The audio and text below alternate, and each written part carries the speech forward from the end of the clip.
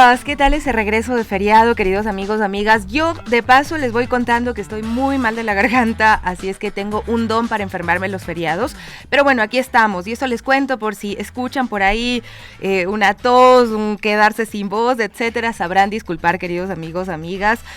Son las 9:07 y nuestra pregunta planteada a través de nuestra transmisión: ¿está de acuerdo con que se decrete un nuevo estado de excepción a pocos días de la consulta popular? De momento tenemos sí 2%, no 96% y 2% de no me interesa. Son los votos que registramos a través de nuestras diferentes redes sociales.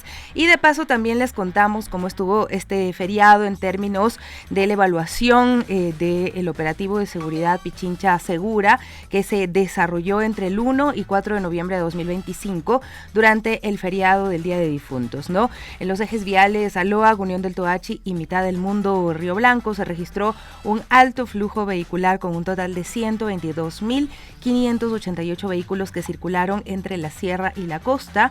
En el tramo Aloa, Unión del Toachi transitaron 33.958 vehículos hacia la costa y 32.663 hacia la sierra, mientras que en la Mitad del Mundo Río Blanco lo hicieron 27.851 hacia la costa y 28.116 hacia la sierra. Los equipos de respuesta brindaron 52 auxilios mecánicos y 8 médicos en la vía Aloa, Unión del Toachi, además de 31 auxilios mecánicos y 7 médicos en la vía Mitad del Mundo Río Blanco. La prefectura destacó que estas acciones permitieron garantizar una movilidad segura y oportuna para miles de viajeros durante el feriado. Espero que haya tenido un buen feriado de descanso, de cuidarse, de relajarse, de aprovechar también el bajar el estrés, el cortisol, que es también súper importante.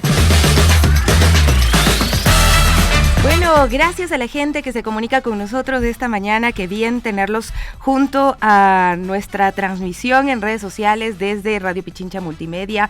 Saludos, Sofi, nos dice Fast Mike. También doña Susana, un abrazo fuerte, nos dice: yo me tomo propóleo diluido en agüita de manzanilla y si es muy fuerte el resfriado, directo a las amígdalas, eso me hace bien. Muchísimas gracias por esa recomendación tan importante también para el día de hoy. Saludos desde Salinas, provincia de Santa Elena, nos dice Javier Beltrán.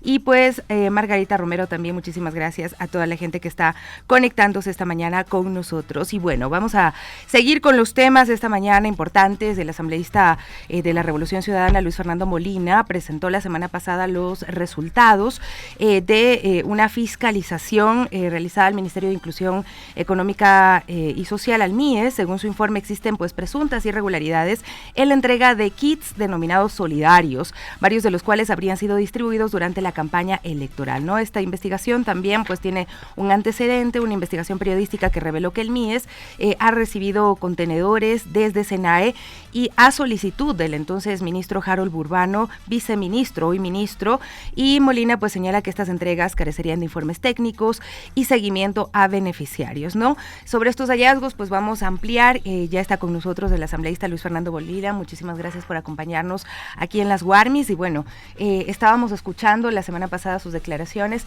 de algo que ha sido muy evidente, ¿no? La entrega de regalos. De hecho, bueno, este fin de semana también lo vimos, una prefecta, en este caso Esmeraldas, estuvo regalando en el escenario muñecos de Daniel Noboa, por ejemplo, ¿no? Entonces, claro, estos entiendo serán con fondos suyos, a pesar de que estamos en campaña electoral y no sé si estén incluyendo los estos ya dentro de campaña electoral, pero ¿qué revelan los resultados de la fiscalización que hicieron ustedes, que hizo usted, su equipo, sobre esta entrega de bienes decomisados por SENAE como kits, luego llamados solidarios? Bueno, Sofía, un gusto estar aquí en este espacio, a todas y todos los que nos siguen a través de Radio Pichincha.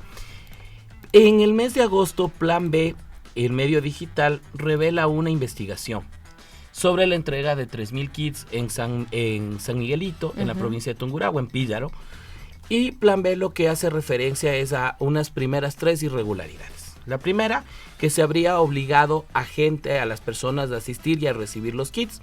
Segundo, que no sabían el origen de los kits de los bienes. Y tercero, llamaba la atención el contenido de los kits, porque se habían entregado gafas, relojes, aparte de prendas de vestir. Entonces, a partir de esta investigación de Plan B, es que realizó una serie de pedidos de información. porque el MIES lo que dice inicialmente a través de un comunicado a esta investigación del Plan B es que se trataría de donaciones realizadas por empresa privada. Entonces la primera pregunta que nos surge es, ¿qué empresas fueron solidarias, fueron generosas, existieron exenciones tributarios? ¿Qué es lo que ocurrió en realidad dentro de estas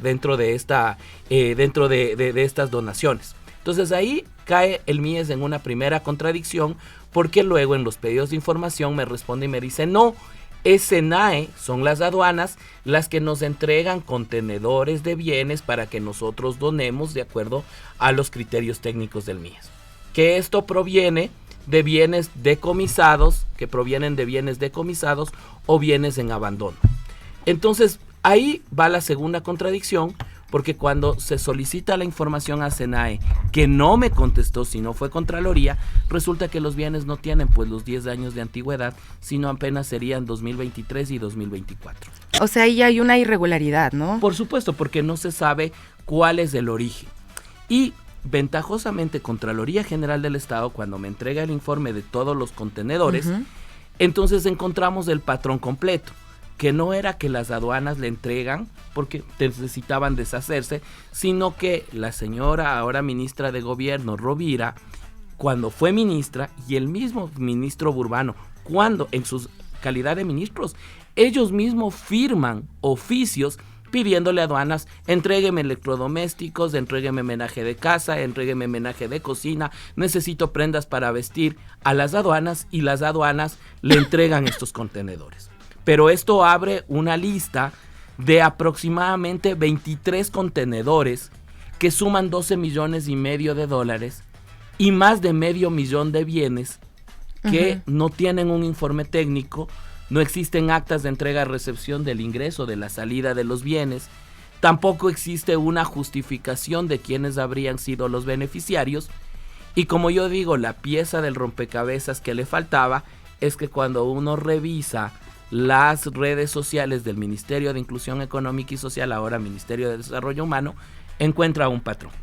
La ministra Rovira le solicita menaje de casa, menaje de cocina, de electrodomésticos y prendas de vestir el 5 de enero a aduanas, para citar un ejemplo. Aduanas presurosa le entrega un contenedor el 9 de enero, entre otros bienes, con 23,000 pares de zapatos.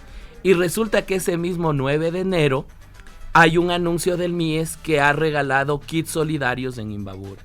Es decir, la generosidad del MIES se da única y exclusivamente entre enero y abril. Y estos bienes decomisados además por aduanas, entendemos que habrían cumplido ya todos los procesos de que las personas a quienes se les decomisa los bienes han de pronto impugnado o han hecho algo por recuperarlos, o ya esto era, digamos, estaba en disponibilidad para poder ser usado como fuera el caso. Mire, esa es otra de las particularidades, porque estos bienes no tienen un origen de sentencia, que digamos fueron parte del contrabando, de la defraudación tributaria. Son bienes que ya fueron incautados, sentenciados y que no se van a recuperar.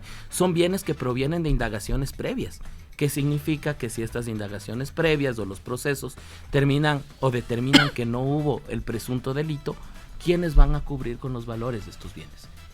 Entonces, esa es otra de las irregularidades que se encuentran. Y, como digo, he revisado y durante la campaña electoral coincide. Los pedidos de la ministra Rovira, los pedidos del ministro Burbano, lo presuroso que responden con los contenedores las aduanas y los anuncios de las entregas de los kits solidarios. Varios periodistas hemos hecho el pedido de información al Ministerio de Inclusión Económica y Social o Ministerio de Desarrollo Humano, como usted menciona, pero no hay respuesta. ¿Ustedes tuvieron alguna respuesta, alguna justificación por parte del ahora ministro Harold Burbano o de la ex ministra Rovira? Nos remiten a nosotros un informe del viceministerio. Y en el informe del viceministerio nos dicen, no tenemos actas de entrega, recepción de la entrada y de salida de los bienes. Esto es del Ministerio de Desarrollo Urbano. Sí, perfecto. Así es. No tenemos tampoco informes técnicos que determinaron la necesidad de los beneficiarios. Tampoco tenemos actas de las sesiones de las comisiones. Es que cada vez que reciben un bien, tiene que por el procedimiento del ministerio tienen que reunirse una comisión, es decir, el ministro, su delegado, o el coordinador zonal y su delegado, el responsable de bodega y el responsable de contabilidad para ver los bienes. Me dicen, han existido tantas comisiones que no sabemos dónde está la información y no tenemos. ¿Cuáles son los informes técnicos de los beneficiarios? No los tienen. En el caso de San Miguelito, me remiten un link de los 3.500, porque ahora ya no dicen que 3.000, 3.500, pero el link sale con error 404, es decir, no se abre.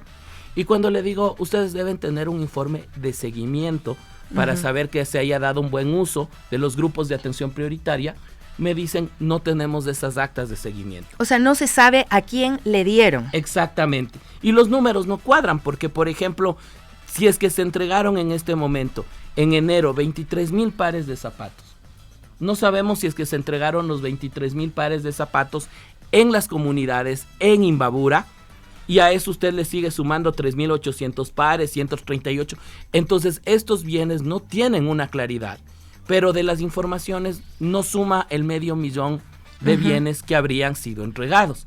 Además, uno entendería que uno le da a alguien, cuando se trata de necesidades de personas en vulnerabilidad, algo que necesita, no algo que no necesita. Pero es que además cuando se le pregunta y se le dice para qué servían los relojes y para qué servían las gafas, el ministerio me responde y me dice, es para dar dignidad a las personas y mejorar su calidad de vida. ¿En qué mejora la calidad de vida? No me opongo a la donación y supongo que mejorará la calidad de vida, pero deben existir criterios técnicos que no existen. Y aquí, Sofía, hay una particularidad con uno de los contenedores, el del 13 de junio del 2025. ¿Para qué el MIES recibió 11 lavadoras de ropa? ¿Para qué recibió 698 llaves de agua? ¿Para qué recibió 200 almohadillas para pulidora, 50 aspas para aspiradora, 22 discos de corte de concreto? ¿Para qué recibió 3 cubiertas antipolvos para moladoras angulares? Un alisador de pavimento. O sea, estos son elementos que se le dice al MIES, oiga, ¿a quiénes entregó? ¿Qué hizo con los bienes? ¿O dónde están esto que no es parte de lo que usted debería tener como Ministerio de Inclusión Económica y Social? No tienen un respaldo respecto de esto. Y ahí, bueno, digamos, eso es lo jocoso, porque incluso les entregan monitores de computadoras y les entregan hasta 200 lámparas Pikachu del muñeco de Pokémon. Y se le dice cuáles son los criterios, a quienes se les dio, y no hay respuesta. Y horas más tarde de que se hace la denuncia de la fiscalización, el presidente de la República declara confidencial todo lo que tiene que ver con los programas Jóvenes en Acción y los beneficiarios del beneficio a los transportistas. Tiene sentido, es que no tiene sentido declarar. ¿Cuál puede ser el argumento para declarar un proceso reservado? Deberían ser 2 temas: seguridad interna o seguridad externa del Estado, declarado por el Comité de Seguridad Nacional. Y en cambio ahora ya no hay cómo fiscalizar estos temas y prácticamente se declaran confidenciales. Pero también, mire, Sofía, los que hemos pasado por la función pública, sabemos pues que muchas de las acciones de la máxima autoridad se establecen bajo delegación a cada una de las coordinaciones zonales. La pregunta es, ¿por qué con firma y rúbrica de los ministros?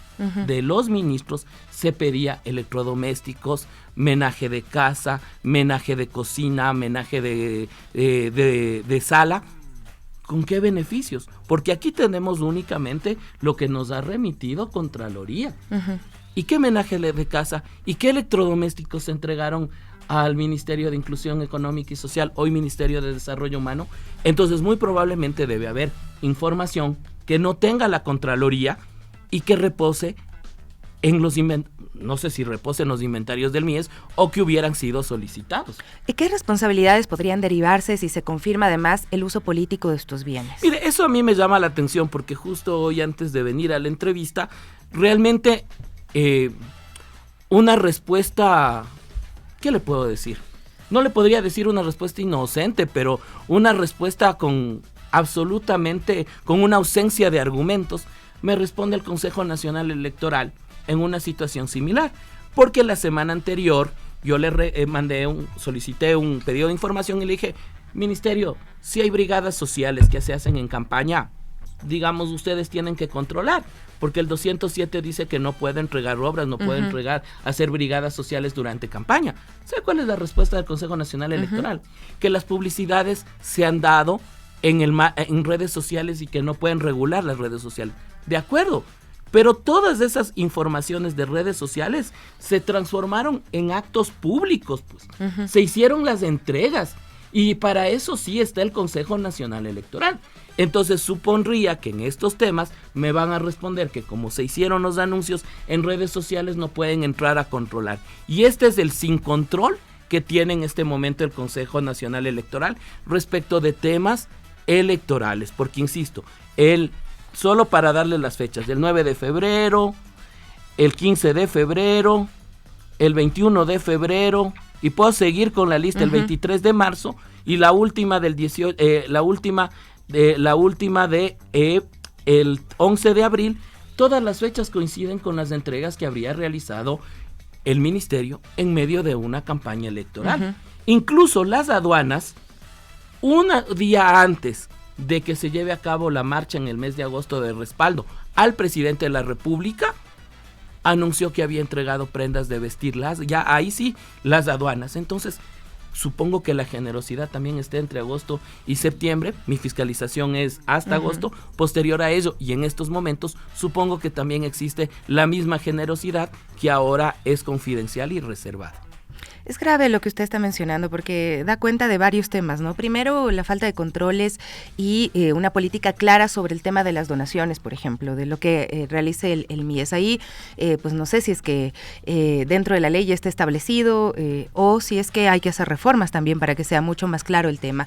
Y por otro lado, el tema de la compra de votos, que es algo de lo que se hablaba muchísimo. Decíamos y veíamos unas imágenes de la prefecta de Esmeraldas, ahora regalando muñecos en un acto público, muñecos de Daniel Noboa, y pues si bien estos de pronto no habrán sido parte de decomisos, sí representan un gasto adicional que no sabemos si está contabilizado y por otra parte está siendo usado en un pleno acto que es muy visible, que usted bien menciona que el Consejo Nacional Electoral debería controlar. Que debería controlar y que dice que como la publicidad está en redes, ellos no pueden hacerlo.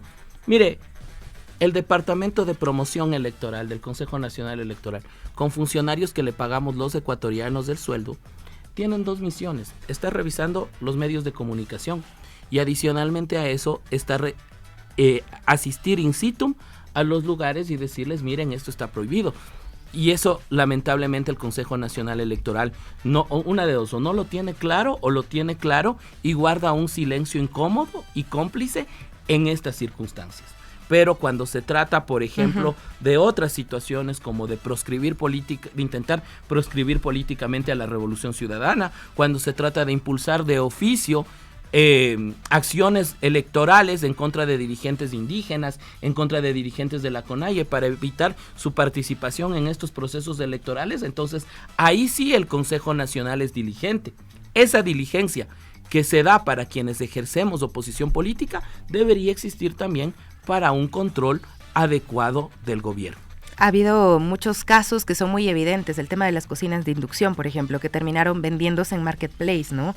Igual que uno dice, bueno, sí está bien que se puedan llegar estos electrodomésticos a familias que lo necesitan, pero evidentemente no lo necesitaban o no se hizo con toda la prolijidad del caso para que puedan ser usadas, ¿no? Y terminaron vendiéndose en Marketplace, ¿no? Y el video precisamente de Esmeraldas lo tenemos ahí para verlo, analizarlo también, que es parte de lo que está mencionando el asambleísta Luis Fernando Molina. Y por último, quisiéramos saber qué otras acciones se pueden hacer. Entra Fiscalía, entran otras instituciones que puedan controlar y puedan dar una respuesta que sancione efectivamente estos hechos. A ver, ¿qué es lo que hemos planteado?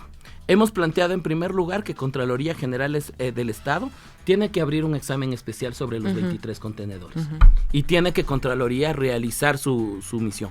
La Procuraduría General del Estado debe analizar, al amparo del artículo 3 de la ley propia de la Procuraduría, los actos administrativos, los que faltan y los que existen, porque hay vicios de nulidad de los actos administrativos y el abogado del Estado tiene que resolver estos problemas de vicios de legalidad en Derecho Administrativo. Y adicionalmente hemos solicitado a la Comisión de Garantías Constitucionales a la Comisión de Derechos Humanos y Derechos Colectivos, presidido por Jaime Estrada, la apertura del proceso de fiscalización. Pero si el Consejo de Administración Legislativa aplica la vieja confiable de querer enviarle a la Comisión de Garantías de la señora Jácome, no hay problema, porque con estos documentos, con esta investigación, es que queremos hacerle la pregunta al señor Harold Burbano para ponernos de acuerdo y que nos diga dónde está los cerca de 500,000 de bienes que recibió el Ministerio de Inclusión Económica y Social. Pero además por un elemento básico. Mire que de los 3,000 kits, que no se ponen de acuerdo si son 3,000 o 3,500, me envían actas sin firmas de responsabilidad. Documentos simples que no tienen firmas de responsabilidad. Entonces, esta es una falta de seriedad en el manejo del Ministerio de Inclusión Económica y Social. Y si a eso usted le suma la falta de transparencia en el tema del otorgamiento también del bono de desarrollo humano, entonces el señor Burbano tiene que responderle al país. Y claro, evidentemente analizaremos también si aquello configura elementos de responsabilidad política respecto a un juicio político al señor Burbano. Muchísimas gracias, asambleísta, por traer a nuestro programa pues los detalles de esta investigación que se ha hecho, que es parte de un proceso de fiscalización, y es que hay cosas que son evidentes, que son secretos a voces, y nos parece muy raro que el Consejo Nacional Electoral no sea capaz de escuchar y de ver todo lo que está ocurriendo de forma irregular en el tema de la campaña electoral y el uso que se podría decir, podría caer en temas ya delictivos incluso de estos bienes decomisados. Aquí estamos, gente linda, ya con Gaby Cruz en cabina. ¿Cómo estás, Gaby? Muy buenos días. Buen día, mi Sofi, buen día, amigos y amigas de las Warmis, y estamos aquí acompañándolos pues después de este largo feriado, pero siempre junto a ustedes con más información. Bueno, vamos a empezar contándoles un poquito de las noticias de comunidad y ese llamado siempre a ser solidarios. Familiares y amigos de Andrés Vázquez han iniciado una campaña solidaria para cubrir los altos costos de exámenes médicos urgentes que necesita realizarse debido a una enfermedad. Según denuncian, el sistema de salud pública no le brinda la atención necesaria, por lo que solicitan el apoyo ciudadano. Y bueno, quienes deseen colaborar para realizar sus aportes pueden hacerlo a la cuenta de ahorros del Banco Pichincha. El número es del 2205 70 6804. Le repito, el número de cuenta de ahorros del Banco Pichincha, el 2205 70 6804, a nombre de Andrés Vázquez, y también pueden obtener más información a través del número de WhatsApp de la familia. Así es, que es el 096 28 92 19 6. Lo repito, 096 28 92 19 6, el número de teléfono si usted quiere conocer más detalles para saber cómo ayudar a Andrés Vázquez. Y bueno, también tenemos más información. Nos trasladamos acá a la capital. El alcalde Pavel Muñoz informó que Quito ha sido reconocida por la Organización de las Naciones Unidas para la Educación, la Ciencia y la Cultura, la UNESCO, como una ciudad creativa por su arquitectura, ¿no? Y este reconocimiento significa que las construcciones clásicas y modernas, incluidos los espacios públicos, la forma de crecer y de dialogar también con el entorno, han sido valorados como una pieza clave de creatividad y sostenibilidad urbana. Bien, por nuestra capital eso se evidencia. Quito es una ciudad muy linda, ¿no? Que tiene mucho que ofrecer. A veces no lo explotamos tanto, y digo, como ciudadanos y ciudadanas que pues también somos embajadores de esta ciudad, quienes habitamos en la carita de Dios. Y mientras tanto también les contamos que la prefectura de Pichincha informa sobre la inauguración del asfaltado de la vía Jalupana en Uyumbicho, en el tramo, un tramo de 1.1 kilómetros. Y esta obra busca fortalecer la movilidad, conectar con más seguridad, mejorar también el transporte de los productos de esta zona de la provincia de Pichincha, así que es muy importante tener estas obras de vialidad en nuestra provincia. Sin duda, sin duda. Bueno, como fue el feriado, miles de personas visitaron los cementerios del país el domingo 2 de noviembre para conmemorar el Día de los Difuntos. En Quito, los camposantos de San Diego, Diego, El Batán, Parque del Recuerdo, concentraron la mayor afluencia. Y bueno, familias enteras pues acudieron tradicionalmente, ¿no? Con flores, velas, en este caso por el Día de los Difuntos, también con alimentos para compartir y para honrar a sus seres queridos, manteniendo viva esta tradición de fe, de memoria y de recogimiento. En el cementerio de Calderón, por ejemplo, se compartieron comidas típicas en homenaje a los difuntos.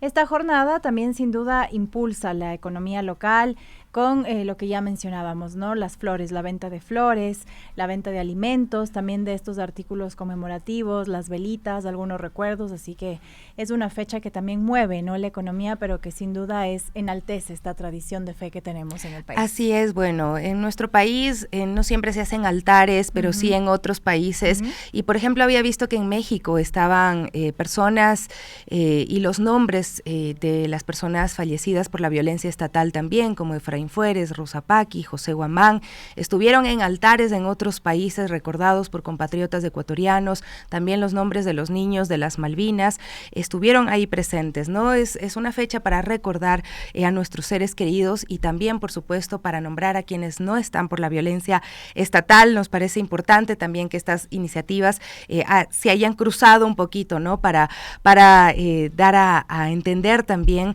que en este país somos solidarios. Así es, y bueno, ahora queremos trasladarnos a una noticia muy lamentable, esto a nivel internacional, pero con un ecuatoriano. Y es que Jorge Esteban Ávila Arias, de apenas 34 años, oriundo de Cuenca, fue víctima de una bala perdida durante una balacera, esto en una gasolinera de Chicago, esto en Estados Unidos. Habría ocurrido el 29 de octubre de 2025. Este proyectil le impactó en la cabeza, dejándolo en estado crítico, con pronóstico reservado. Su familia había iniciado ya una campaña en GoFundMe para cubrir estos gastos médicos, la posible también repatriación, y Ávila emigró hace ya 5 años, es recordado como un trabajador responsable, querido por su familia y su comunidad, y bueno, lamentablemente también fue víctima de esta ola de violencia que no solo se vive en nuestro país, sino también a nivel mundial. Qué duro, ¿no? La migración, cuando hablamos de migración, de verdad, estamos hablando de todas estas historias que se atraviesan. Además, estamos hablando de un país como Estados Unidos, que tiene pues una defensa ahí a libre porte de armas, sin darse cuenta de que esto incrementa la violencia, de que genera tiroteos en escuelas, en espacios públicos, y es muy, muy lamentable. Así es, y además, como bien menciona Sofi, es lo que ellos tienen que vivir como migrantes, en este caso un migrante ecuatoriano, que ya de por sí es una decisión muy difícil, muy dolorosa, el camino al cual tienen que recorrer para llegar a su destino final, y que pues lamentablemente tenga que ocurrir este tipo de hechos tan lamentables. Así que, pues bueno, ustedes ya saben que pueden encontrar la información de Jorge Esteban Ávila en GoFundMe para que ustedes también puedan apoyar a esta campaña. Vamos a hacer una pequeña pausa, pero aquí seguimos con más información en Las Guarmis. Bueno, estamos de regreso, gracias a quienes se conectan a través de nuestras redes sociales. Y bueno, queremos comentarles una noticia de nuestro presidente, pero esto también en el ámbito internacional, y es que Daniel Noboa enfrentó una recepción hostil el pasado lunes 3 de noviembre durante un acto con la comunidad migrante ecuatoriana en Nueva York, Estados Unidos. Al llegar al recinto de la Guardia Community College, esto en Queens, fue recibido con pancartas, incluso consignas de "lo mencionaron asesino", fuertes abucheos por parte de compatriotas que protestaban por las políticas de su gobierno. Los manifestantes denunciaron trato preferencial hacia los invitados selectos, también restricciones impuestas al resto de asistentes, lo que generó acusaciones de exclusión, también la falta de transparencia en este evento, y según testigos, miembros del consulado ecuatoriano en Nueva York habrían intervenido para impedir grabaciones, controlar el acceso al acto. Quienes nos siguen a través de nuestra transmisión en YouTube pueden ver justamente esas imágenes de cómo fue recibido el primer mandatario ecuatoriano en Nueva York, y esta escena pues marca una clara señal del creciente descontento de la diáspora ecuatoriana en Estados Unidos, que espera respuestas concretas, como por ejemplo la atención consular adecuada, mejores políticas para los migrantes, y no solo estos gestos, ¿no? Estas imágenes de visitas protocolares e institucionales que no dan una respuesta clara a la comunidad migrante ecuatoriana. Además, uno de los militantes de ADN en esta visita del presidente, empezó a gritar: voy a llamar a migración. Imagínate lo que significa esto, ¿no? El contexto, cuando estamos viendo unas escenas horrorosas de migración de Estados Unidos atentando contra los derechos de los ciudadanos y ciudadanas migrantes, personas migrantes. Ningún ser humano es ilegal, y pues se les ocurre como principal recurso llamar a migración para que les agredan, para que ojalá les deporten de Estados Unidos, ¿no? Esa es la política migratoria de este gobierno. Así es como se trata a los migrantes ecuatorianos. Esto sí sorprende muchísimo. Hay por supuesto también algunas situaciones que están pasando que llaman la atención y que deben ser sin duda analizadas, ¿no? Por ejemplo, la ganancia del socialista Zohran Mamdani, de 34 años, que ganó las elecciones y que será el nuevo alcalde de Nueva York tras derrotar al ex gobernador Andrew Cuomo y al republicano Curtis Sliwa. Con el 91% de los votos escrutados obtuvo el 50.4% frente al 41.6% de Cuomo y el 7.1% de Sliwa, ¿no? En su discurso, Mamdani celebró la victoria de los inmigrantes. Nueva York seguirá siendo una ciudad construida y liderada por inmigrantes. También respondió al presidente Donald Trump, que lo habría llamado comunista, y amenazó con recortar fondos a la ciudad. Y bueno, él también, Mamdani, hace historia, ¿no?, al convertirse en el primer alcalde musulmán e incluso de origen indio en Nueva York, una de las ciudades más importantes del país norteamericano, además del más joven en lo que va del milenio. Él nació en Uganda, creció en Estados Unidos y ha dedicado su vida al activismo político y social. Y justamente para quienes nos siguen a través de nuestra transmisión pueden ver también las imágenes de lo que habría sido ayer, ¿no?, mientras él recorría también la ciudad y ya se conocía también de los resultados. Así es, bueno, precisamente él ha hablado sobre varios temas, ¿no? Él ha marcado su discurso en los abusos que tienen los arrendatarios, por ejemplo, a las personas que tienen una vivienda, y muchos otros temas, ¿no? Pero ¿qué fue lo que le dijo Zohran Mamdani a Donald Trump, ¿no? ¿Cuáles fueron sus palabras? Pues vamos a escucharlo. Así que, Donald Trump, ya que sé que me estás viendo, tengo 4 palabras para ti. Sube el volumen. Haremos que los malos caseros rinden cuentas porque los Donald Trump de nuestra ciudad se han acostumbrado demasiado a aprovecharse de sus inquilinos. Acabaremos con la cultura de corrupción que ha permitido a multimillonarios como Trump evadir impuestos y explotar las exenciones fiscales. Apoyaremos a los sindicatos y ampliaremos la protección laboral porque sabemos, al igual que Donald Trump, que cuando los trabajadores tienen derechos inquebrantables, los jefes que intentan extorsionarlos se vuelven insignificantes. Nueva York seguirá siendo una ciudad de inmigrantes, una ciudad construida por inmigrantes, poder de los inmigrantes, y a partir de esta noche, liderada por inmigrantes. Así que escúchame bien, presidente Trump, cuando digo esto, para llegar a cualquiera de nosotros, tendrás que pasar por encima de todos nosotros.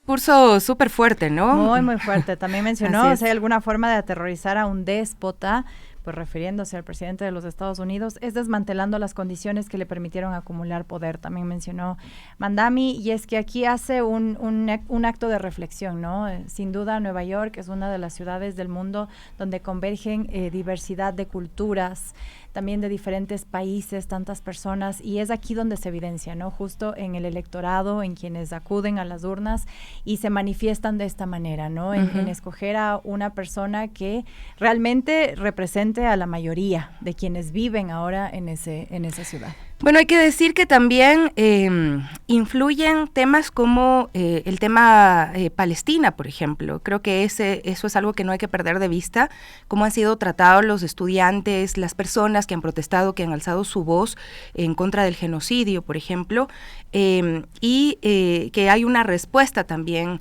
en contra del autoritarismo, ¿no?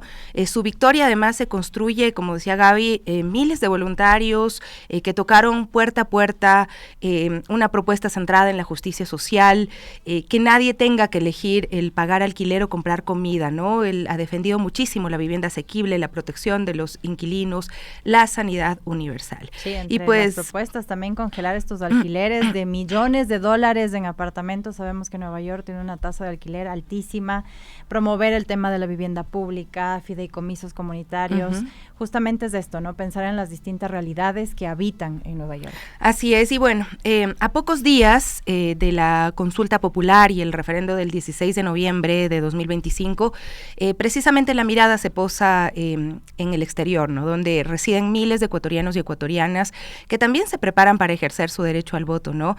Por ejemplo, en Estados Unidos hay más de 900,000 personas de origen ecuatoriano. No todas acuden a votar, sin duda, sin embargo, tienen la posibilidad de hacerlo. Y bueno, esta jornada electoral incluye temas de mucha trascendencia que ya se están topando, ¿no? En nuestro país, esta reducción de asambleístas, financiamiento a partidos políticos, esta posible instalación de bases militares extranjeras en territorio nacional, el llamado también a esta asamblea constituyente que podría terminar, ¿no? en redactar esta nueva constitución, y todo este escenario pues ha reactivado el interés político de la diáspora, que busca incidir desde la distancia también en el futuro del país que dejaron atrás, pero al que siguen profundamente ligados y preocupados. Así es, por eso este contexto está marcado por tensiones. Primero lo veíamos, esa visita del presidente Daniel Noboa a Estados Unidos, que provocó este malestar entre migrantes ecuatorianos, luego de que un militante de su movimiento ADN pues sugiriera llamar a migración para deportar a compatriotas que lo increpaban, evidenciando el trato desigual que todavía enfrenta a los ecuatorianos, las ecuatorianas en el exterior.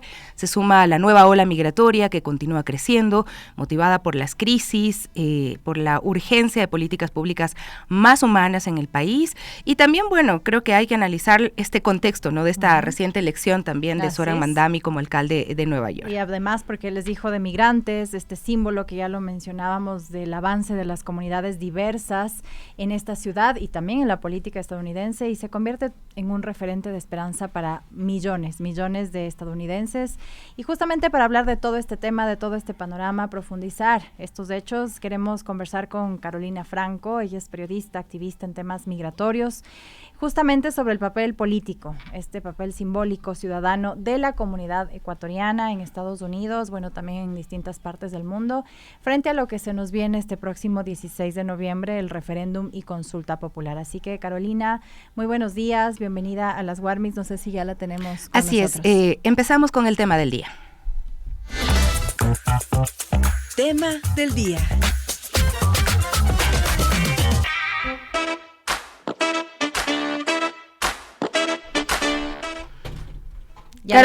Carolina, muchísimas gracias por acompañarnos el día de hoy. Bueno, pues nosotros habíamos ya narrado algunos hechos, no sé si pudiste verlos, y que son parte del debate, de la discusión. ¿Cómo describirías el ánimo de la comunidad ecuatoriana en Estados Unidos frente a esta consulta popular, el llamado constituyente?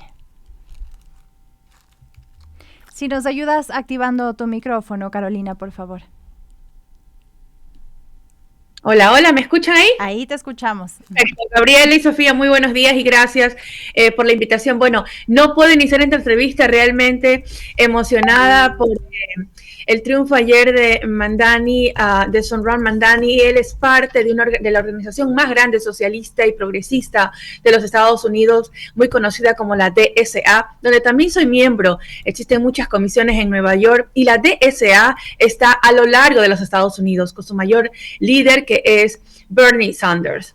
Creo que toda la DSA, todos los progresistas de América Latina y quienes vivimos en los Estados Unidos, se sentía, yo le pasé a producir unos videos, se sentía esa emoción, no solamente porque Zoran es joven o es socialista, sino que es el hombre que podrá defender los derechos de la comunidad hispana, de la comunidad migrante y también, ¿por qué no decirlo?, de la comunidad ecuatoriana. Una ciudad de Nueva York tan grande, donde no estoy segura que la comunidad ecuatoriana ocupa el tercer lugar, muy grande, tenemos aquí una diáspora muy grande. El ecuatoriano es conocido por ser una persona trabajadora en la ciudad de Nueva York, una persona responsable. El ecuatoriano es esforzado, el ecuatoriano entra temprano a su trabajo, hace horas extras, por eso es conocida el ecuatoriano. Entonces, para mí como ecuatoriana, formar parte de la DSA, haber trabajado o haber hecho voluntariado, tocando puertas, conozco a Zoran, él fue... trabajó mucho en el área de Queens, en el área de Astoria, en Long Island City. No lo conozco ahora por la campaña, sino hay años atrás de militancia. Es un hombre muy sencillo, es un hombre que reúne los requisitos de todo un perfil progresista, es un hombre humano, es un hombre de pueblo. La verdad es que ayer fue una noche maravillosa, pero también una noche de esperanza, porque tengo que aprovechar o tengo que tratar de ver cómo podemos enlazar a nuestra comunidad ecuatoriana más con él y que conozca de estos abusos. Estoy segura que los conoce, pero no es lo mismo cómo trabajar más de cerca, cómo nuestros compatriotas son llevados a las cárceles de ICE. Ese no es un delito porque ellos, entre comillas, están haciendo su trabajo siguiendo las políticas de un presidente totalmente antimigrante que es Donald Trump. Pero creo que con Sonran, ICE, que es el Departamento de Aduanas, que se encarga de llevar presos cuando un juez ya niega un asilo, los han maltratado. Ahí está el problema. El problema no está en que hagan su trabajo, sino que no lo pueden hacer con maltratos. ¿Cómo es posible que el gobierno del Ecuador acepte y haga pactos con un gobierno que recibe a nuestros compatriotas, quienes les mandan las remesas, quienes han tenido una parte importante en la economía ecuatoriana, lleguen en cadenas? No pasa por si es delincuente o no. Antes de ser delincuente hay algo que se llama derechos humanos. ¿Y cómo es posible que el gobierno del presidente ilegítimo Daniel Noboa permita que nuestros hermanos ecuatorianos, a quienes pido disculpas y perdón por lo que está haciendo este presidente, ustedes lleguen, arriben y aterricen a suelo ecuatoriano en esas condiciones? Y Carolina, tú mencionabas algo muy importante, ¿no? La comunidad ecuatoriana es muy trabajadora, ellos han labrado su camino durante estos largos años, ¿no? Toda la comunidad migrante. Y también hay que decirlo, parecería que hay gente que cree que ellos deciden irse por irse, ¿no? Cuando en realidad son las condiciones del país lo que les obliga a tomar esas duras decisiones. Y también aquí hacería una pregunta de que sabemos que allá están viviendo una realidad política que también afecta a nivel latinoamericano, y en ese sentido que estamos a puertas de esta consulta, este referéndum. Sabemos que la comunidad migrante en Estados Unidos está muy pendiente de lo que ocurre acá en el país también. ¿Y qué consideras tú, qué expectativas despierta entre las y los migrantes esta nueva convocatoria a elecciones, ¿no? Considerando las preguntas de la consulta del referéndum, principalmente este llamado a una asamblea constituyente?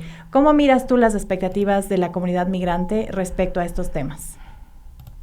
Bueno, estas 4 preguntas para reformar la actual constitución, realmente me parece que es un plan de la comunidad o de un grupo oligárquico ecuatoriano. Esto no es una consulta de país, eso es muy importante tenerlo. Y reducir de 151 a 73 representantes en una asamblea es un insulto a la democracia, porque recordemos que muchas provincias se van a quedar solamente con un representante cuando tienen, por ejemplo, 3. Entonces, yo creo que toda esta consulta ha estado maquinada. Me agradaría confiar en los procesos electorales ecuatorianos, pero debido a los últimos resultados no puedo confiar. Eso me llama como activista a tener contacto con mis compañeros y poder hacer esa campaña por el no. He conversado con varias personas en las calles, en los trenes o en mi trabajo, que es en cortes, y realmente existe a nivel estadístico, no, inclusive personas que votaron por el sí para que este señor sea presidente, ahora están, ¿qué hice, Carolina? ¿Por qué no lo pensé bien? Realmente, o sea, hay personas que están arrepentidas ahora. Entonces, yo sí creo que debe haber un margen ahí de ese no alto, porque muchos que habían votado por él para las elecciones de la presidencia ahora van a votar por el no. Pero también tenemos que ser específicos y ser claros en que votar por el no en esas 4 preguntas es votar por el sí a la soberanía, es votar por el sí a la plurinacionalidad, es votar por el sí a la democracia, es votar por el sí para los migrantes. Entonces, ese no significa un sí, somos migrantes y te decimos no. Carolina, también, ¿qué tan informados están ahora mismo los ecuatorianos en Estados Unidos o los ecuatorianos migrantes, ¿no? Porque a veces, pues la migración también implica esa desconexión por tratar de sobrevivir en un país que está poniendo cada vez más difíciles las circunstancias y las condiciones de vida para las personas migrantes, ¿no? Desde ese punto de vista también viendo cómo maneja, cómo pauta, cómo invierte en publicidad el gobierno de Daniel Noboa, ¿cómo se organizan las comunidades migrantes ecuatorianas en Estados Unidos? Bueno, realmente acordémonos que es una campaña muy corta. Inició el 1 y va a terminar el 13 o 14, porque ya las elecciones son el 2016. Cuando existe, en un tema de análisis electoral, desde mi punto de vista, cuando existe una convocatoria corta, una campaña de esta índole que quiere reformar una constitución de Montecristi, debe de ser con tiempo. Esta es la verdadera constitución del Ecuador que no puede ser modificada. Entonces, si tenemos un calendario electoral muy corto, el síntoma democrático es negativo. O sea, no se ha dado, tengo entendido que el consulado ecuatoriano en Nueva York, que funciona en Manhattan y también en Queens, ha hecho panfleto en sus páginas, ha distribuido la información, pero realmente a nivel interno somos los activistas, los líderes de diferentes grupos. Aquí también hay representantes de Pachacuti, aquí también hay representantes de la CONAIE, aquí también hay representantes de la Revolución Ciudadana. Mi solidaridad con nuestro compañero Wellington, que fue Wellington de la Revolución Ciudadana de la ciudad de Nueva York, que fue agredido por esta persona de ADN en la ciudad de Nueva York. Mi solidaridad con usted, Wellington, porque usted fue para decir, dile no, para decir quién es el presidente, y eso no es un delito. En todo caso, aquí también ese no solamente es de la Revolución Ciudadana, de los progresistas, de los socialistas, también aquí está Pachacuti, también hay otros partidos que se han unido por este no. Uh-huh. Y Carolina, el hecho que tú mencionas, ¿no? Esta persona que sin duda lo vimos en las imágenes, que fue agredida, ¿no? Por también gente cercana en ese momento al presidente, en esta visita. ¿Cómo impacta esto también en la confianza de la comunidad migrante? ¿Realmente se sienten respaldados en este momento, representados la comunidad ecuatoriana en el exterior por este gobierno? Y también la importancia que sienten que les da, ¿no? El gobierno también a ustedes, la representatividad que tienen en el exterior, que parecería que los dejan relegados, ¿no? Pero como tú mencionas, son ustedes una red comunitaria, red de colectivos, red de diversas organizaciones políticas que están muy fortalecidos allá. Entonces, ¿cómo ven realmente este impacto de cómo está respondiendo el gobierno a ustedes? Y bueno, lo que pasó también, este hecho que tú ya lo mencionabas. Bueno, realmente las imágenes hablan. No se dejó entrar a miembros de ese partido. Parece que hubo ahí un disturbio muy, muy desagradable, pero también no respetaron, porque, a ver, el yo no estar de acuerdo con usted no significa que usted me vaya a agredir a mí. Yo puedo estar en desacuerdo con usted democráticamente, pero eso no significa que me vaya a agredir a mí. Entonces, si un miembro de este partido agrede a otro militante de otro partido diferente, están ahí las autoridades riéndose, están viendo, hay policías, creo que un arresto que se dio era lo menos que se podía dar. En todo caso, yo sí quiero alentar, más que felicitar, porque creo que militar es parte de una creencia política. Yo sí quiero alentar a las organizaciones como son la CONAIE, CONEUSA, la Revolución Ciudadana, que estamos el domingo, tenemos una caravana, tuvimos el lanzamiento de la campaña y vamos a tener seguramente un cierre de campaña, a que nos animemos a que este tipo de episodios que son realmente condenativos, que son realmente rechazados por la comunidad, no nos detengan, y que recordemos que tenemos que luchar para que ese no gane. Es un no para dar un sí a nuestra soberanía, para darle un sí a los derechos de los migrantes. Para finalizar, bueno, van a ir a votar los ciudadanos ecuatorianos con todo este tema que hay de estas redadas del ICE, como tú mencionabas. ¿Qué facilidades están dando los consulados? ¿Están funcionando bien los consulados? Esto para cerrar.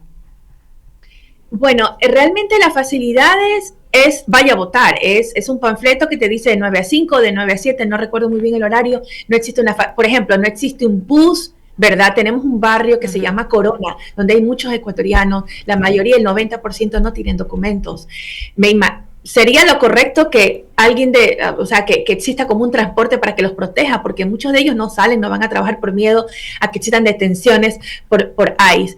Pero no, realmente lo que se ha hecho es una convocatoria normal, cualquiera, y sí existe un poco de miedo, pero nosotros a la interna nos estamos organizando para ver qué compañero lleva a qué compañero tiene un carro grande, y poder, eso sí, a la interna, los diferentes colectivos lo estamos haciendo. Pero algo que sea público, que diga, vamos a cuidar sus derechos como migrantes, para que no les pase nada, para que no, No, eso no existe. Bueno, sí, el mismo militante de ADN ha insistido ahora en llamar a migración, ¿no? Cuando no están a favor de ellos. Carolina, muchísimas gracias, un abrazo muy fuerte desde Ecuador, ese abrazo a toda la comunidad migrante que está ahí, que está haciendo, construyendo país también desde fuera, ¿no? Porque las remesas de los migrantes, hay que decir, que han roto récord nuevamente, que son las que están sosteniendo nuevamente la economía del Ecuador. Así es, y bueno, nos acompañaba Carolina Franco, periodista, activista en temas migratorios, para hablar acerca de las elecciones que se viene 16 de noviembre, consulta popular, referéndum, pero también cómo lo viven, cómo lo están llevando a cabo en el exterior la comunidad migrante ecuatoriana. Así es. Vamos con más de las Guarmis.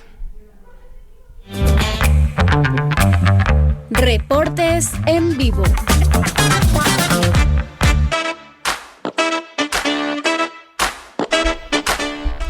Bueno, sobre el congelamiento de cuentas bancarias de organizaciones sociales y procesos iniciados contra dirigentes sindicales en el contexto del paro nacional, la vocera de Carondelet, Carolina Jaramillo, señaló que la inmovilización administrativa de fondas es una medida cautelar que se inicia con un reporte de operaciones inusuales y no queda en manos ni depende de la presidencia, ¿no? Pero tenemos un reporte de esto con nuestra compañera Diana Así Dávila. Esto ya está en manos de la justicia, mencionó Jaramillo. Escuchemos más en la voz de nuestra compañera Diana Dávila. Compañeros, muy buenos días. En este momento nos encontramos en el Complejo Judicial Norte, donde estamos a pocos minutos de que se lleve a cabo la audiencia, en donde se resolverá respecto al bloqueo de cuentas de 3 organizaciones sociales, 2 de ellas Alianza Seibo y Paquiru. Precisamente nos encontramos aquí con 2 de sus representantes para conversar qué esperan de esta audiencia. Estamos con Jairo Irumenga. ¿Cómo está? Muy buenos días. Por favor, coméntenos desde qué tiempo ya ustedes les bloquearon sus cuentas, qué implica esto y qué esperan de esta audiencia.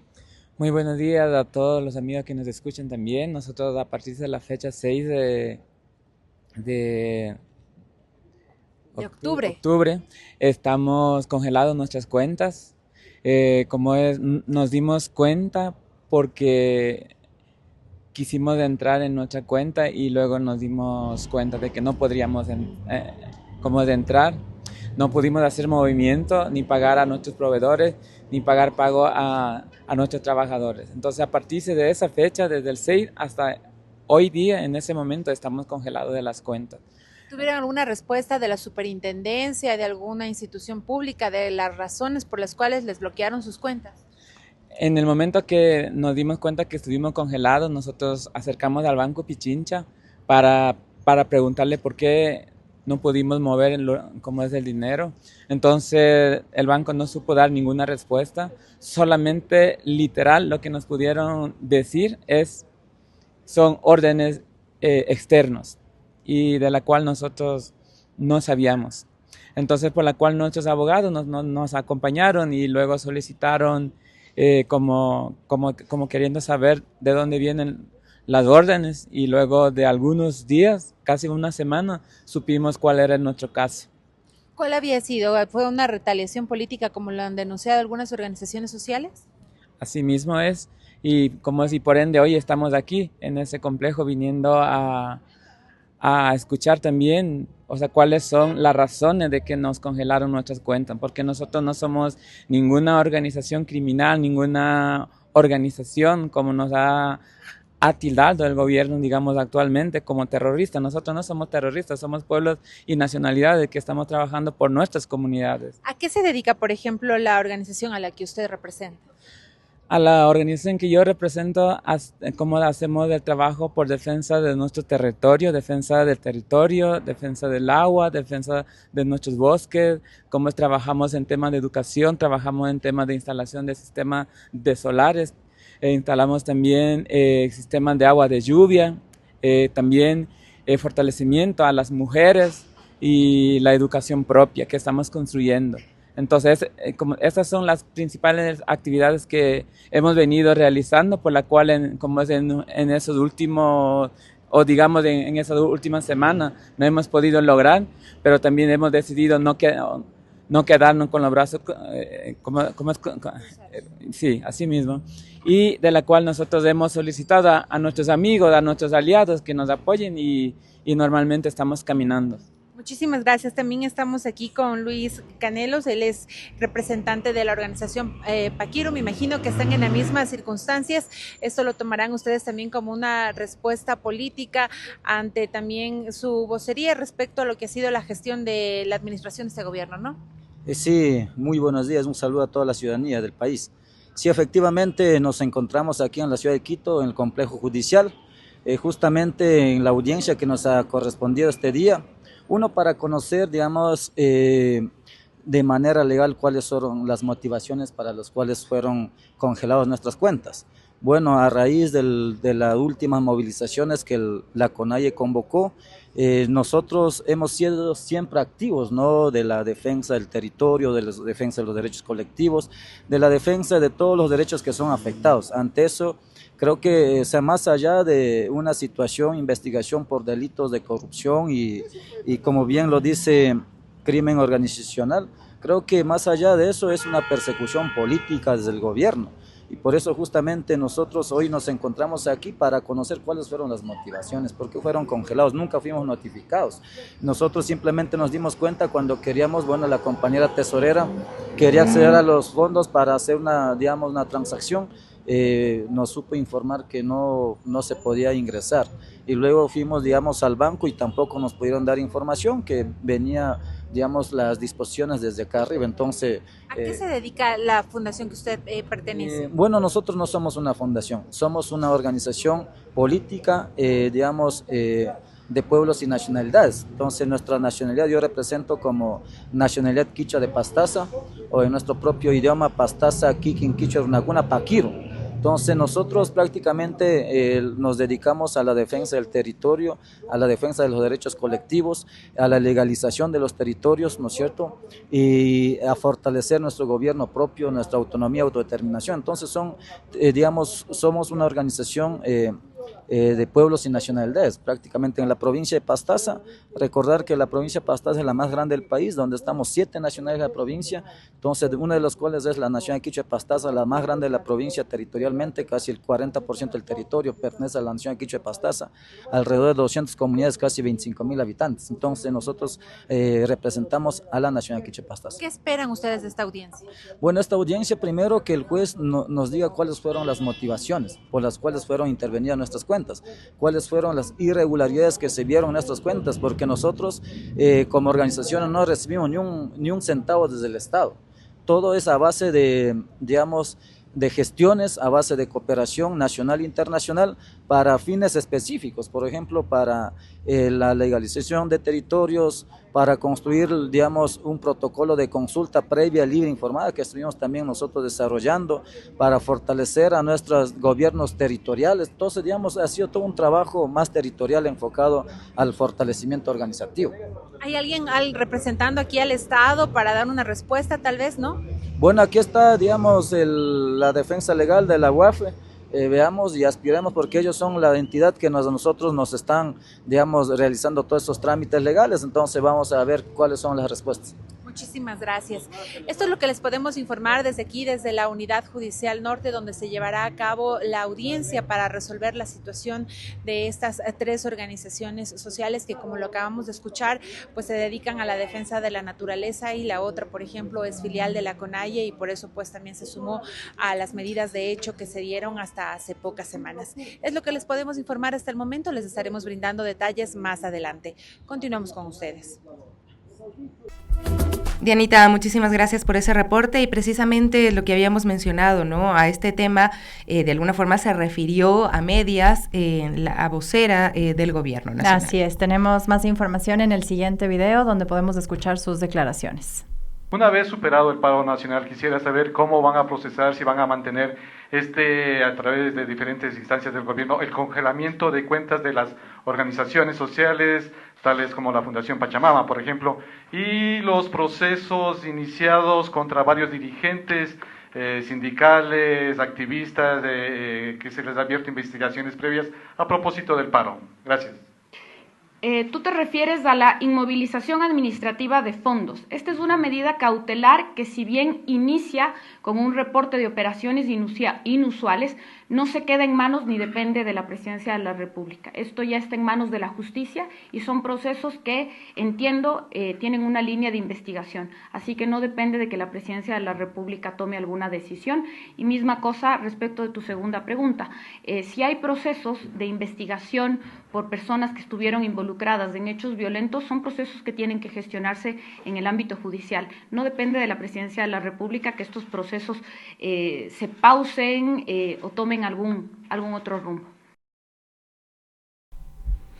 Bueno, esas eran las declaraciones de la vocera de Carondelet, Carolina Jaramillo, sobre este tema, ¿no? El congelamiento de cuentas bancarias de algunas organizaciones sociales, y bueno, que está enmarcado también en el contexto del paro nacional y que estamos pendientes, ¿no? Ya ellos dicen que está en manos de la justicia, ¿no? Esta decisión, pero son medidas muy, muy fuertes realmente. Así es, y bueno, hay que recordar nada más que este fin de semana también se dio a conocer que algunos procesos iniciados pues ya terminaron porque no había sustento. Así es, pero bueno, con esto cerramos.